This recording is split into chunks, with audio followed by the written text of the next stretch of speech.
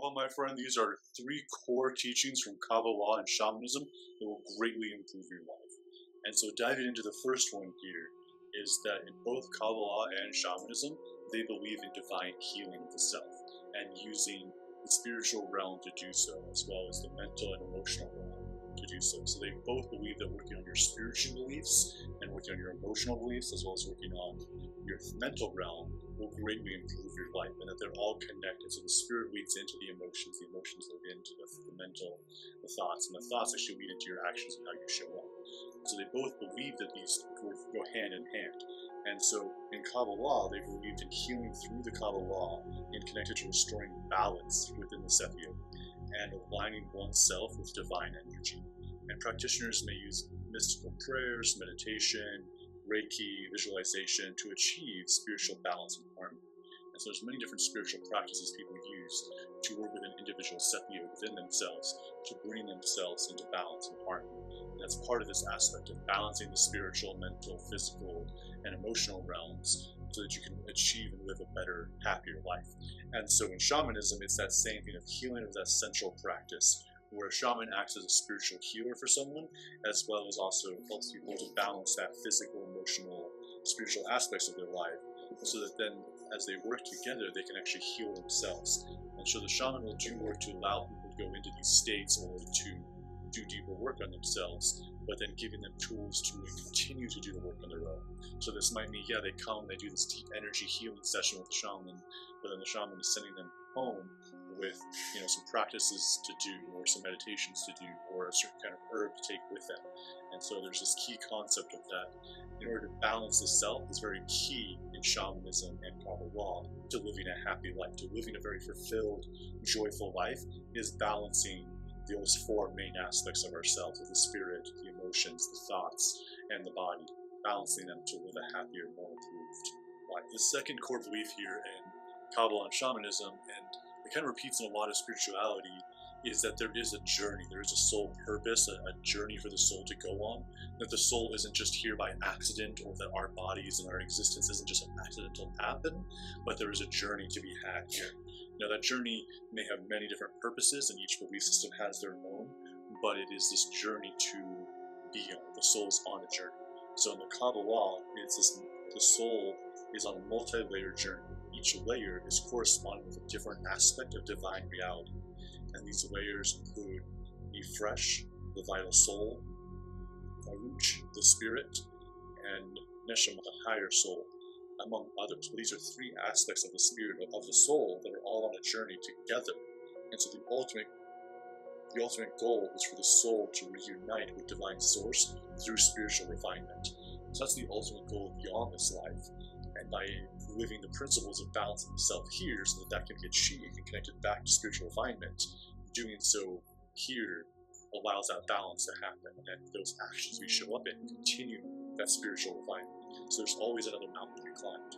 And that is the similar thing within shamanism, as the shamanism believes that the soul's journey and this life is living this life better as a continual refinement. There's always a mountain to be climbed in life. There's always a mountain to be achieved. There's always a new level of spirituality. There's always a new level of deepness. There's always a new, deeper connection with Great Spirit until you're back with Great Spirit. Until you're fused and merged back with Great Spirit, there's always another step up that. There's a saying, kind of an older Native American saying, that if you, along the pathway of life, if you think you're at the top of the mountain, you've lost perspective. The mountain's behind you. So essentially, if you think you've plateaued, if you think you've hit all that there is, you forgot to look behind you. The mountain's just behind you. You're just enjoying the view. And it is a heightened view. And it is a heightened state of awareness. It is a higher vibrational view, and it is more beautiful than the view was earlier before you begin the climb. The climb can still keep going. And by all means, there's nothing wrong with taking a moment to enjoy the view, to observe the energy, to absorb it all in. Nothing wrong with that in a sense. But if you want to continue the spiritual journey, it's going up further. But anyone that hits the point goes, I've learned all there is, I am achieved enlightenment, I am self-realization, they've usually hit into spiritual ego and aren't looking at the mountain behind them that still exists, or isn't realizing that it's an actual mountain range. There isn't just one mountain, there's multiple mountains of spiritual growth and knowledge. Third key core principle here of shamanism and Kabbalah is initiations, or rites of passage. This is something that's actually been lost in our culture. is rites of passage or spiritual initiations. And so within the Kabbalah, it has been a tradition that reserved for initiates, that those who have reached a certain level of spiritual maturity, the Zohar, one of the central texts of the Kabbalah, reveals the hidden aspects to them and the divine universe, and that only the advanced practitioners can fully comprehend. And so at a certain point, the text open up a new knowledge to them. There's even more text they can learn, but it's an initiatorial path as they go on.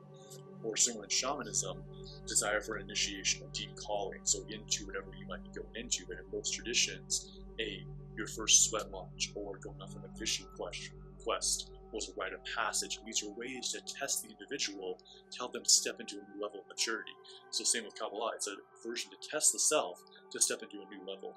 And so these rites of passage or initiations were usually deemed in society that afterwards you were deemed a man or a woman. Before that you were referred to as a child.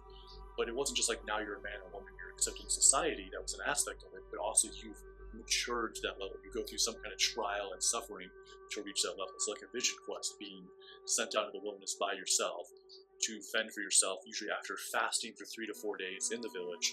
Then you go out into the wilderness for a week or more until you have a shamanic experience, until you have an ancestor or transcendental experience, or a spirit guide shows up, or something like this comes, and you come back and tell the elders of your experience, and then they deem you that form completed. But it's this initiation of whether or not others believe you or not, whether or not it happens or not, the main thing is that you as an individual have grown and have stepped into a new level of yourself.